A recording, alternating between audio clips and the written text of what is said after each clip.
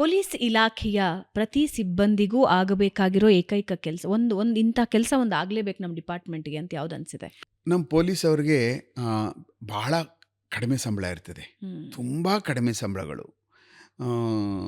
ಈಗ ಸ್ವಲ್ಪ ಏನೋ ಮಾಡಿರ್ತಾರೆ, ಬದುಕಕ್ಕಷ್ಟೇ.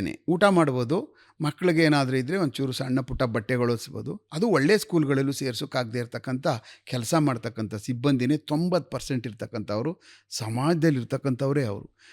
ಅದನ್ನೆಲ್ಲನೂ ಅಂದರೆ ಮಾಡಿ ಸರ್ಕಾರದ ಲೆವೆಲಲ್ಲಿ ಇವ್ರಿಗೆ ಅಟ್ಲೀಸ್ಟು ಇಲ್ಲಿ ಬಂದಿದ್ದಾರೆ, ವಾಸ ಮಾಡ್ತಾಯಿದ್ದಾರೆ, ಅವ್ರ ಜೀವನದಲ್ಲಿ ಅವ್ರ ಮನೆಯೇ ಕಟ್ಕೋಕ್ಕಾಗಲ್ಲ, ಅವ್ರು ಎಲ್ಲೂ ಸೈಟು ತೊಗೊಳಕ್ಕಾಗಲ್ಲ, ಏನೂ ಮಾಡೋಕ್ಕಾಗಲ್ಲ.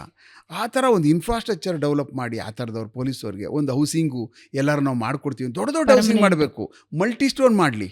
ಇದೇನು ಸರ್ಕಾರ ಆ ಲೆವೆಲ್ಗೆ ಮಾಡಿಕೊಟ್ಟು ಈಗ ಮಾಡಿಕೊಡ್ತದೆ. ಈಗ ಏನು KDB ಅವ್ರು ಮಾಡಿಕೊಡ್ತಾರೆ, ಒಂದು ಕಾಲೋನಿ ಥರ ಈ ಥರ ನಿಮ್ಮ ಕಮ್ಮಿಗೆ ಈ ಥರ ನಾವು ಮಾಡಿಕೊಡ್ತೀವಿ ಮಾಡಿ ಅನ್ನುವಂಥ ಅದೊಂದು ಶೆಲ್ಟ್ರಿಂಗ್ ಏನಿದೆಯಲ್ಲ, ಅದನ್ನು ಒಂದು ಯಾರಾದರೂ ಮಾಡೋಕ್ಕೆ ಪ್ರಯತ್ನ ಪಟ್ಟರೆ ನನ್ನ ಲೆಕ್ಕ ನಮ್ಮ ಇಲಾಖೆಯಲ್ಲಿರ್ತಕ್ಕಂಥ ಕೆಳ ಸಿಬ್ಬಂದಿ ಮತ್ತು ಮಧ್ಯಮ ವರ್ಗದವ್ರಿಗೆ ದೇವರಾಗ್ಬಿಡ್ತಾರೆ ಅವರು.